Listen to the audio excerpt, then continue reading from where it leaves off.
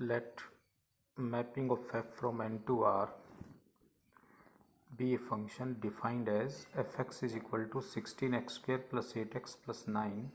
Show that mapping of f from n to range of f is invertible. Find the inverse of f. हमें f को invertible दिखाना है। तो inverse function की video में हमने कुछ रिजल्ट बताए थे। तो उसमें एक लास्ट रिजल्ट था कि अगर f और g दो फंक्शन है और इस तरह से है कि गोफ और फोग आइडेंटिटी आ जाएं, तो f और g दोनों बाइजेक्टिव होंगे और g है वो f का इन्वर्स कहलाएगा।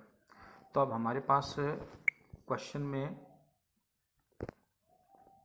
f तो दे रखा है, g नहीं दे रखा। तो सबसे पहले हम g फाइंड आउट करेंगे कि g फाइंड आउट करें कि फंक्शन g कैसे निकालें। ठीक है, तो fx हमें दे रखा है 16x square plus 8x plus 9। ये fx हमें गिवन है। a प्लस बी का होल स्क्वायर हमें मालूम है कि a प्लस बी का whole square a square plus 2ab plus B square ये होता है। अंडरस्टैंड। अब देखो इस क्वेश्चन को हम फैक्टराइज करते हैं। इसकी y की राइट हैंड साइड को 16x square plus 8x plus 9 को फैक्टराइज करने की कोशिश करते हैं। तो ये 16x स्क्वायर है, इसको तो हम लिखेंगे 4x का होल स्क्वायर लिख सकते हैं, प्लस अब ये जो 8x है ना, ये 2ab की टर्म है। इस 8x को 2ab की टर्म कहें तो देखो 2 तो फॉर्मूले में है। ठीक है भाई, a हमारे पास 4x हो गया, तो 2 into 4x 8x, 8x complete हो गया ये 2ab की टर्म। तो b कितना होना चाहिए, 1 होना चाहिए। सो b हमारा 1 हो गया, तो इसलिए 1 का स्क्वायर इसमें ऐड कर दें और 1 का स्क्वायर इसमें सब्ट्रैक्ट कर दें। तो देखिए क्या बनेगा। ये जो स्टेप्स हैं यहाँ से ये फॉलो हो गया a प्लस बी का whole square, a square plus B square plus 2ab, तो a प्लस बी का होल स्क्वायर, तो 4x प्लस 1 का होल स्क्वायर। अंडरस्टैंड। -1 प्लस 9 कितना हो गया, 8 हो गया। सो हम y को इस फॉर्म में लिख सकते हैं। तो जो फंक्शन हमारा था 16x square plus 8x plus 9, उसको हम इस रूप में लिख सकते हैं। ठीक है, तो नाउ तो y is equal to 4x plus 1 का होल स्क्वायर प्लस 8। अंडरस्टैंड। अब यहाँ पर ये आ गया। अब यहाँ से देखो हम 8 को लेफ्ट में ले जाते हैं, तो 4x प्लस 1 का होल स्क्वायर किसके इक्वल हो जाएगा। 8 को हम लेफ्ट में ले लेते हैं तो y माइनस 8 होगा। अब यहाँ से स्क्वायर हटाएंगे तो अंडर रूट जाएगा, अंडर रूट आएगा यहाँ पर, तो अंडर रूट यहाँ आएगा, स्क्वायर हटाएंगे तो प्लस और माइनस दोनों वैल्यू आएंगी। अब क्योंकि यहाँ से हम x की वैल्यू फाइंड आउट कर रहे हैं, क्योंकि यहाँ से x की वैल्यू निकलेगी और x किसको बिलोंग कर रहा है, डोमेन को। डोमेन हमारी नेचुरल नंबर है, डोमेन हमारी नेचुरल नंबर है और नेचुरल नंबर नेगेटिव नहीं होते, तो केवल हम पॉजिटिव साइन लेंगे इसका। ये प्लस माइनस में से नेगेटिव साइन को रिजेक्ट कर देंगे, तो केवल हम पॉजिटिव वैल्यू लेके चलेंगे। तो यहाँ से 4x इज इक्वल टू कितना बन गया भाई, 4x is equal to under root y minus 8 minus 1, और x इज इक्वल टू क्या हो जाएगा, under root y minus 8 minus 1 upon 4। x आ गया, तो x की वैल्यू हमें मालूम हो गई।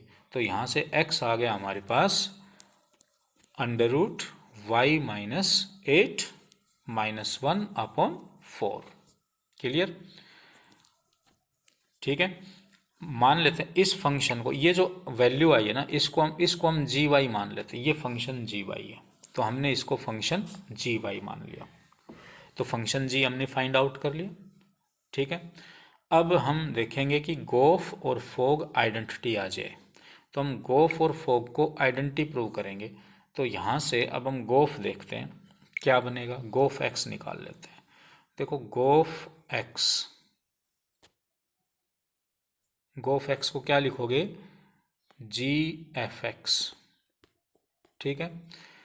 अब function g into F x हमारे पास आ गया था 4x+1 का होल स्क्वायर, फंक्शन हमारे पास ये आ गया था +8। ओके, अब ये वैल्यू फंक्शन g में रखनी है, जी वाई में रखनी है, तो ये y का ही तो मान हो गया। तो y की वैल्यू फंक्शन g में y की वैल्यू 4x+1 का होल स्क्वायर +8 रख दें। तो देखो √y, y की वैल्यू है 4x+1 का होल स्क्वायर +8, y आ गया, फंक्शन जी था √y -8, तो ये तो y की वैल्यू होगी -8 -1/4। तो यहाँ से देखें 8 तो कैंसिल हो रहा है। अब 4x+1 का होल स्क्वायर है, तो स्क्वायर से स्क्वायर रूट कैंसिल होगा, 4x+1 -1/4, 1 से 1 कैंसिल हो जाएगा, 4x/4 x आ जाएगा। तो गोफ x है वो x आ गया। इट मीन्स गोफ है वो आइडेंटिटी फंक्शन हो गया, क्योंकि आइडेंटिटी फंक्शन क्या होता है, F X is equal to X, ये आइडेंटिटी फंक्शन की इक्वेशन होती है। तो गोफ एक्स है वो एक्स के इक्वल आ गया, तो हम कह सकते हैं कि गोफ है वो आइडेंटिटी फंक्शन है, ठीक है। तो गोफ हमारा आइडेंटिटी आ गया। तो यहाँ से g o f x is equal to X, this implies that g o f is identity function. तो यहाँ से हमने ये निकाल लिया, ठीक है भाई। तो g of x is equal to x for all x belongs to N, so g of is identity function. Now we find f o g. अब हम फोग वाई निकालेंगे। तो देखिए अब हम फोग वाई निकालें। फोग वाई को हम क्या लिखेंगे, एफ जी वाई। हाँ भाई, फोग वाई को हम क्या लिखेंगे, F G Y, F G Y. अब जी वाई हमें मालूम है क्या था, तो जी वाई हमारे पास कितना आ गया था, √y -8 -1/4। अब ये वैल्यू फंक्शन में रखनी है एफ के अंदर, एफ एक्स के अंदर एक्स का मान हो गया ये। अगर हम इसको एफ एक्स से कंपेयर करें, इसको एफ एक्स से कंपेयर करें तो ये एक्स हो गया ना आपका, तो एक्स की वैल्यू फंक्शन में रख देते हैं। तो हमारा फंक्शन ये आया था, F X is equal to solve करने पर 4x+1 का होल स्क्वायर +8, तो यहाँ पर x की वैल्यू रखेंगे।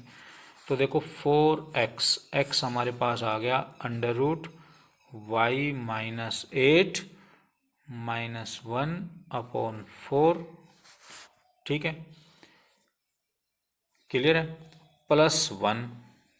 ओके, फिर कह रहा है होल स्क्वायर है, तो हम इसका होल स्क्वायर रख देंगे, ठीक है, +8 है फिर आगे ये। ओके, इस वैल्यू में यहाँ पर हम x की वैल्यू रख देंगे फंक्शन में। तो यहाँ से देखो 4 से 4 कैंसिल हो गया।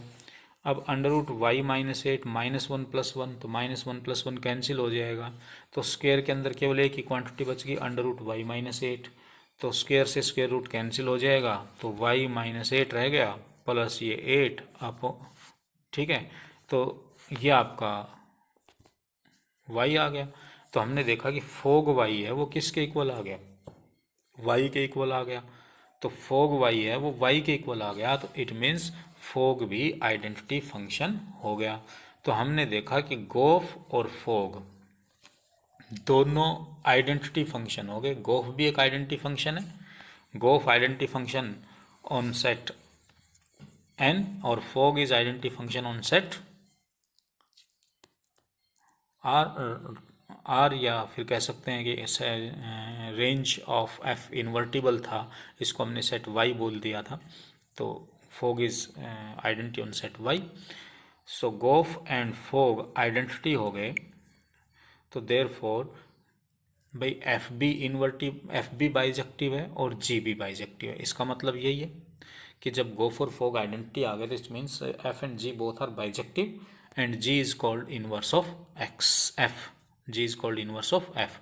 तो जो जी फंक्शन है वो इनवर्स होगा एफ का। तो जी हमारा कौन सा था, जी वाई, तो जी वाई हमारा √y -8 -1/4, तो ये एफ इनवर्स कहलाएगा। तो inverse of F is G. तो फंक्शन जी हमारा ये हो गया तो जी वाई फंक्शन आपका under root Y minus 8 minus 1/4, तो ये हमारा एफ इनवर्स हो गया। ओके, तो इस तरह से इस क्वेश्चन को सोल्व करना है।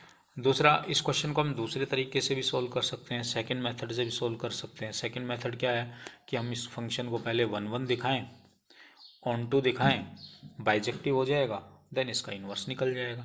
तो देखो, let it try by second method. So first 1 1 ले चेक करते हैं हम इसके लिए। तो 1 1 के लिए क्या था कि दो वैल्यू लेते थे, x1 और x2, फॉर ऑल x1 और x2, x1 x2 belongs to set of natural number, so f of x1 is equal to f of x2। Clear. अब यहाँ से f of x1 कैसे निकलेगा, फंक्शन में x की जगह x1 रख दो, तो क्या बनेगा भाई, 16x1² plus 8x1 plus 9 is equal to F of x2 कैसे निकलेगा भाई, फंक्शन में x की जगह x2 रख दो, तो 16x2² प्लस 8x2 प्लस 9, तो 9 तो दोनों साइड से कैंसिल हो जाएगा।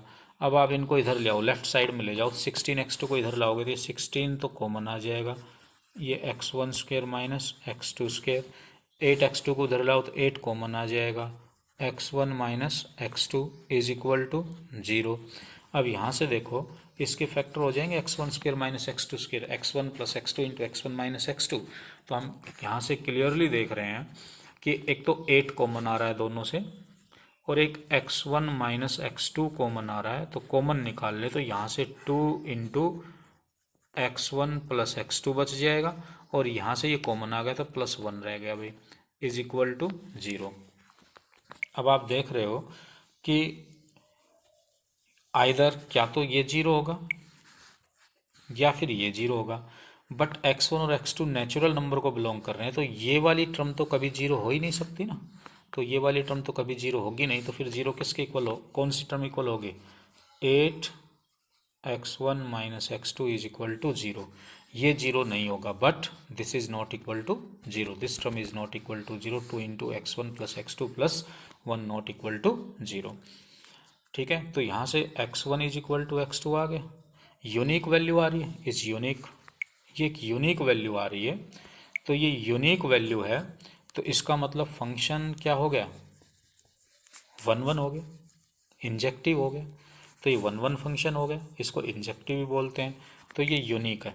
ये ध्यान रखना है कि ये यूनिक वैल्यू आनी चाहिए, यूनिक, ये यूनिक आ गया तो it means function is 1 1। Okay, clear. Now I check it for onto, अब मैं इसको ऑन टू के लिए चेक करूँगा। Now let Y is any element in codomain such that F X is equal to Y, तो Y हमारे पास क्या दे रखा है, 16x² plus 8x plus 9। Clear. Okay, अब यहाँ से अगर हम देखें y को राइट में ले जाएं, 16x² plus 8x plus 9 minus Y is equal to 0। तो यहाँ से x की वैल्यू हम निकालें तो x के लिए क्या बनेगा भाई, minus B plus minus under root, quadratic formula apply कर रहा हूँ मैं, b², 8 का स्क्वायर कितना हो जाएगा 64, minus 4ac, 4 into 16 into 9 minus Y upon 2a, 2a कितना है 16 है। अब यहाँ से हम इसको सोल्व करें कि x इज इक्वल टू क्या बना, so x is equal to -8 plus minus 64 common आ जाएगा, अंडर रूट 64 कॉमन ले लूँ मैं, तो यहाँ बच जाएगा 1 माइनस ये 64, 16 इंटू 4 64, ये तो हमने कॉमन ले लिया, 9 माइनस वाई है, तो बाहर माइनस का साइन है, तो -9 प्लस वाई हो जाएगा ये। Clear, this is 2 into 16 32। Understand, clear हो गया होगा। अब यहाँ से 64 जैसे ही अंडर रूट से बाहर आएगा तो 64 का अंडर रूट क्या बनेगा भाई? 64 का अंडर रूट क्या बनेगा? 8। तो 64 को तो हम अंडर रूट से बाहर ले लेते हैं भाई। 8 प्लस माइनस 8, -8 था, -8 प्लस -8 इंटू अंडर रूट, ये y -8 हो गया। क्लियर है? ये y -8 अपॉन 32। 8 कॉमन आता है, 8 कॉमन आता है और 8 32 से कैंसिल हो जाएगा तो ये आ जाएगा -1 plus minus under root y -8 upon 8 4 जा 32 हो जाएगा। 8 कॉमन आएगा, वो कैंसिल हो जाएगा इससे। अब यहाँ से x के दो मान हमें मिल रहे हैं भाई। पहली वैल्यू तो x की हमारे पास है -1 plus under root y -8 upon 4, और दूसरी जो वैल्यू है x की वो हमारे पास है -1 minus under root y -8 upon 4। ठीक है, अपॉन 4।